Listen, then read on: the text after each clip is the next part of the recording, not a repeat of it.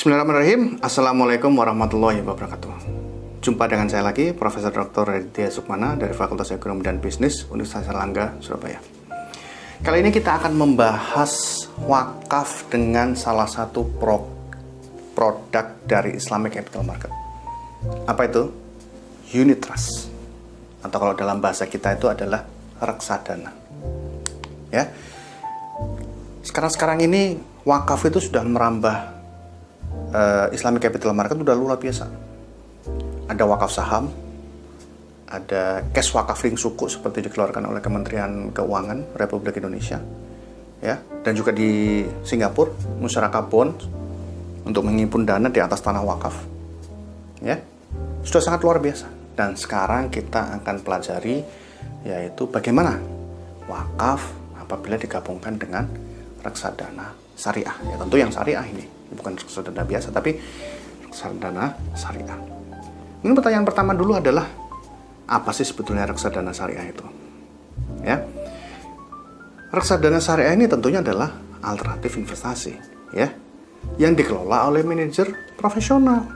Ya, mereka sangat paham terhadap instrumen-instrumen di pasar modal syariah.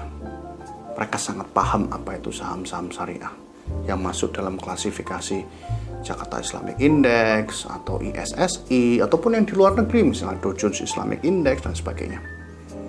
Dan pengelola ini, ya, manajer investasi ini juga sangat paham tentang instrumen syariah yang lain, misalnya suku. Kan kita tahu suku itu macam-macam modelnya. Ada suku ijaroh yang fixed rate, ya, pengembaliannya tetap, atau suku mudoroba dan macam-macam suku yang lain.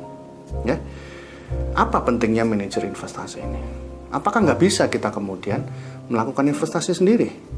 Jawabannya bisa. Kita bisa misalnya jual beli saham. Kita sendiri yang memutuskan, kita beli ini, kita jual ini, ya. Kita beli suku dari perusahaan-perusahaan yang mengeluarkan suku itu kita beli dan sebagainya. Bisa. Tapi pertanyaannya adalah, apakah kita punya kemampuan untuk melihat resikonya, untuk melihat profitnya, ya? Padahal kita sendiri sudah ada kerjaan, ya. Dan bagi waktunya bagaimana? Ya, antara kita ngerjakan kerjaan kita sendiri dengan fokus kepada instrumen keuangan syariah, kapan beli, kapan jual supaya kita tidak rugi. Nah, susah kan? Nah, lebih baik kita menunjuk manajer investasi yang mereka profesional. Ya, kita tinggal tunjuk saja supaya dia lebih tahu, sehingga kita cuma terima tahu beres, kira-kira begitu, ya. Nah, kalau reksadana ini adalah gabungan, ya, bukan satu-satu. Tadi kan saya jelaskan saham syariah, ada suku dan sebagainya. Tapi kalau reksadana ini wadah yang di dalamnya itu ada suku, ada saham dan sebagainya. Saham sendiri ada profitnya adalah dari dividen. Jadi kalau sahamnya dari perusahaan tertentu terus kemudian perusahaan itu menghasilkan laba, ada dividen, tentunya kan dibagi, ya, bisa dibagi kepada pemegang saham. Suku juga begitu, suku juga ada imbalannya, ada profitnya. Nah, dividen terus kemudian tambah dengan profit dari suku itulah yang kemudian menjadi profit dari reksadana ini, ya. Nah, itu tentang reksadana syariah. Lalu hubungannya apa sama wakaf ini? Ya, ada nggak suatu institusi yang kemudian menggabungkan dua ini? Nah, jawabannya adalah ada, ya. Salah satu institusi, ya, yang sepanjang yang saya tahu, ya, sampai dengan saat ini yang mengeluarkan produk ini itu adalah Kenanga Wakaf Al-Ihsan Funds yang ada di Malaysia, ya. Nah, mari kita lihat. Nah, ini kita lihat websitenya, ya. Websitenya seperti ini. Ini kita lihat ada macam-macam, ya. Ada muncul fund ataupun unit trust itu kita bisa lihat di situ nilainya, ya. Topik-topiknya atau misalnya fokusnya pada saham saja atau pada gabungan atau pada apa, nah itu kita bisa lihat. Nah, di sini ada Kenanga Wakaf Al-Ihsan Funds, ya. Nah, gimana prosesnya dan bagaimana kemudian peran wakaf itu ada dalam mutual fund itu? Nah, pertama yang perlu kita lihat adalah, ya, bahwa reksadana ini itu dibeli oleh investor, ya.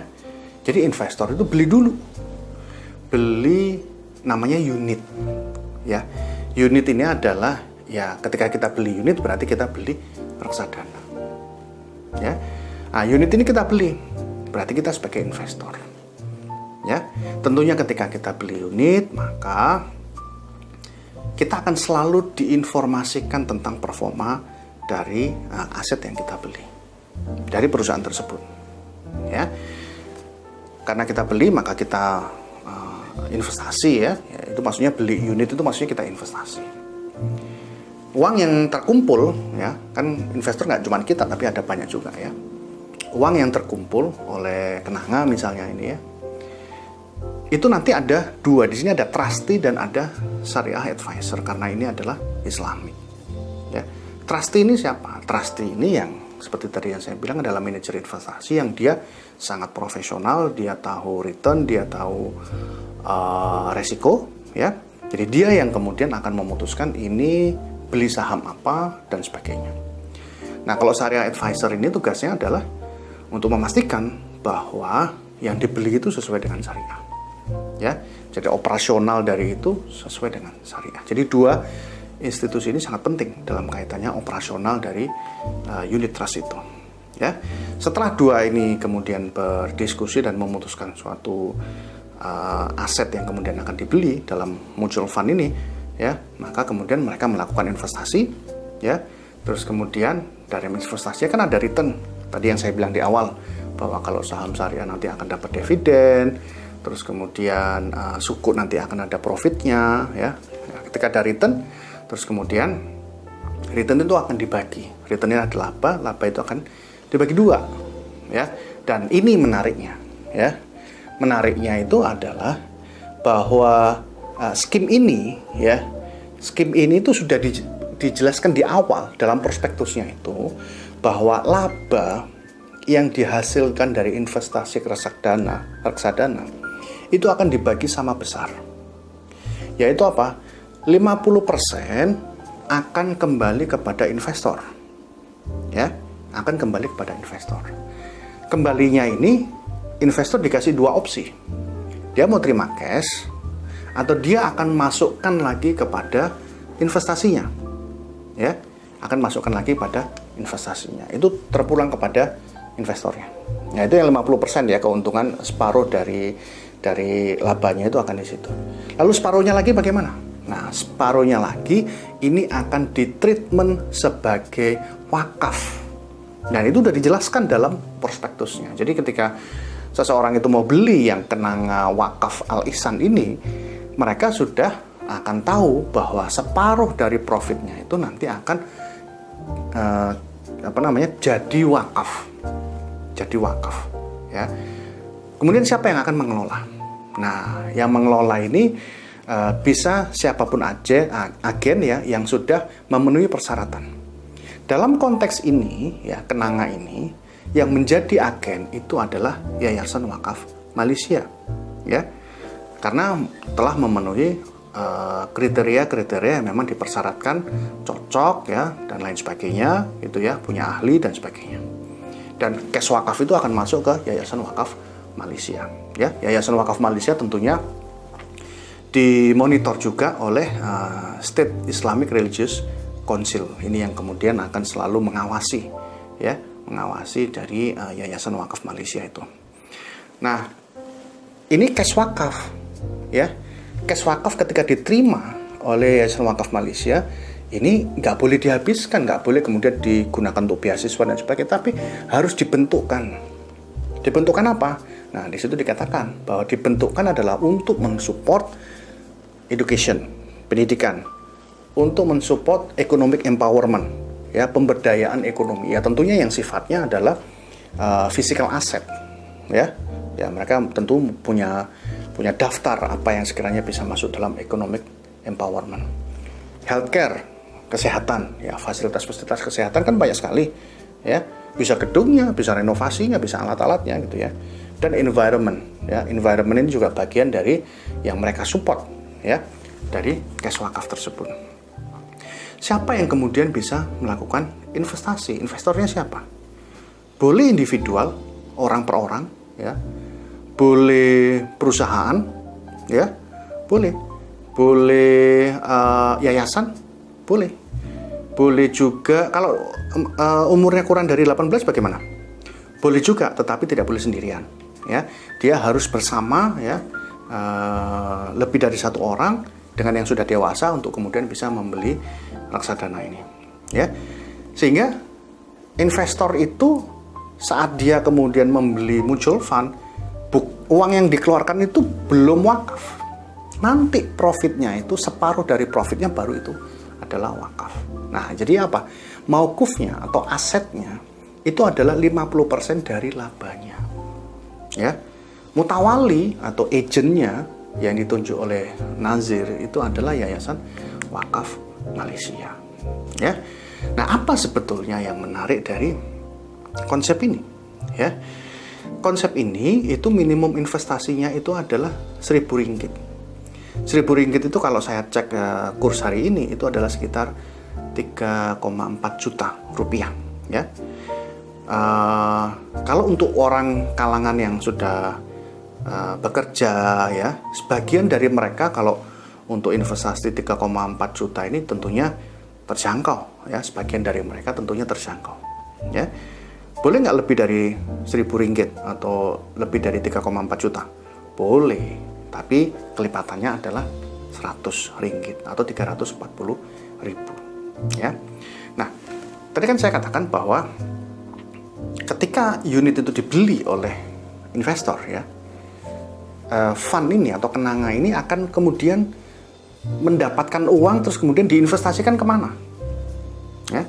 Nah, mereka sudah punya aturan dalam prospektusnya sudah dijelaskan, ya, bahwa 60% dari dana yang diterima dari investor itu akan digunakan untuk membeli saham-saham syariah. Ya, 60% itu saham-saham syariah. 40% itu akan digunakan untuk membeli fixed income, suku. Ya. Suku itu kan bisa tetap, ya, pengembaliannya. Kalau seperti suku ijarah gitu. Suku ijarah itu tetap, profitnya itu tetap. Sehingga 40% itu investor akan menerima yang tetap itu, ya. Nah, mari kita lihat, ya. Jadi 60% dari saham syariah nanti akan ada dividen, 40% dari suku itu nanti juga akan ada bagi hasil, dan semuanya itu nanti akan jadi return, kemudian returnnya akan dibagi 2. Jadi 50% untuk balik investor, 50% untuk masuk sebagai wakaf. Dan ini sangat menarik, ya. Pembagian peruntukannya bagaimana? Ya, tadi kan saya bilang untuk edukasi. Edukasi itu apa maksudnya? Edukasi itu ya untuk fasilitasnya, gedung-gedungnya, ya. Peralatan juga, ya, untuk lab-lab, alat-alat lab. Begitu juga dengan kesehatan, ya, untuk gedungnya, fasilitasnya, terus kemudian untuk peralatannya. Economic empowerment juga begitu. Empowerment itu ya seperti mungkin alat-alat untuk pelatihan dan sebagainya itu, ya. Environment juga gitu, untuk energi, ya, infrastruktur untuk lingkungan, ya, preservasi untuk lingkungan gitu, ya, untuk mempertahankan lingkungan itu kan perlu alat-alat itu digunakan dari dana wakaf ini, ya. Apa yang bisa kita ambil pelajaran dari sini? Kita memerlukan inovasi, ya, inovasi yang bisa menggabungkan wakaf, ya, dengan instrumen-instrumen keuangan syariah yang lain. Dalam konteks ini adalah mutual fund atau unit trust, ya, atau reksadana, ya. Jadi dengan reksadana ini seseorang itu bisa melakukan investasi yang dia akan mendapatkan return, tapi pada saat yang sama dia juga bisa melakukan wakaf untuk sosial, ya. Demikian dari saya, mohon maaf kalau ada kekurangan, silakan kalau ada apa-apa silakan bisa email ke saya. Terima kasih. Wassalamualaikum warahmatullahi wabarakatuh.